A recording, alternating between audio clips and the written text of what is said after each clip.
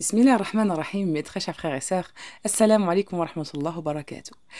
Cette fois-ci, j'ai trouvé une histoire incroyable qui m'a bouleversée et j'aimerais que vous l'écoutez jusqu'au bout. Écoutez-la bien. D'après Abdullah ibn Zayd ibn Aslam radiyallahu anhu, son grand-père a dit qu'il était en compagnie de Omar ibn al-Khattab radiyallahu anhu, alors qu'il effectuait l'une de ses rondes de nuit à Médine. S'étant senti fatigué, il s'appuya contre un mur. Cela se passait au cœur de la nuit.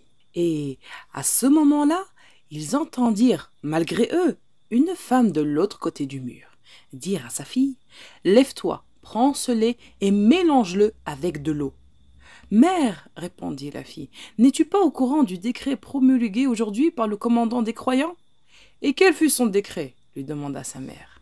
Eh bien, il a ordonné à quelqu'un d'annoncer aux gens qu'il était interdit de vendre le lait meulé à de l'eau, répondit la fille. Chère fille, tu es dans un endroit où Omar ne pourrait te voir. Lève-toi donc et ajoute de l'eau à ce lait.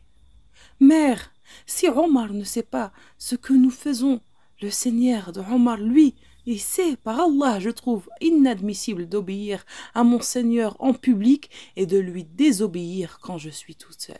Omar ibn al-Khattab radiallahu anhu entendit l'intégralité de ce dialogue. Il dit alors: Ô Aslam, appose une marque sur cette porte et garde en tête cet emplacement.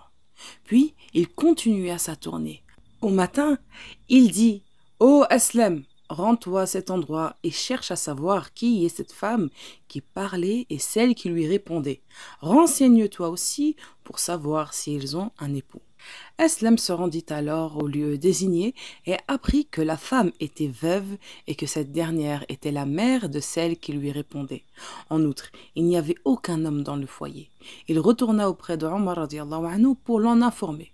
Omar ibn al-Khattab décida de réunir ses fils et leur dit: Si l'un d'entre vous a besoin d'une épouse, je suis prêt à le marier, et sachez que si votre père avait encore envie de femme, personne d'entre vous ne l'aurait devancé pour épouser la jeune fille qui vous propose. Abdallah répondit: J'ai une épouse. Abdurrahman répondit: J'ai une épouse. Assim lui dit: Je n'ai pas d'épouse, marie-moi donc à cette fille. Il envoya alors un messager informer la jeune fille qui accepta et se maria avec Assim. Elle lui donnera une fille qui épousera Abdelaziz ibn Marwan et de cette union naîtra Omar ibn Abdelaziz. Ce récit illustre l'éveil de conscience que l'islam a enraciné dans l'esprit de cette jeune fille musulmane. Si elle fut pieuse et dans le droit chemin, en privé comme en public, c'est parce qu'elle avait la certitude qu'Allah était avec elle en permanence et qu'il écoutait tous ses dires et observait tous ses actes. Telle fut la foi authentique dont l'effet fut l'ascension de cette jeune fille au décret de la haute bienfaisance. Allah d'ailleurs l'en a récompensé en l'honorant par ce mariage béni, puisque dans sa descendance il eut Omar ibn Abdelaziz radiallahu anhu, considéré par beaucoup comme le 5e calife bien guidé pour sa sagesse, sa justesse et sa grande piété. Et voilà mes très chers frères et sœurs, nous sommes arrivés à la fin de cette magnifique histoire.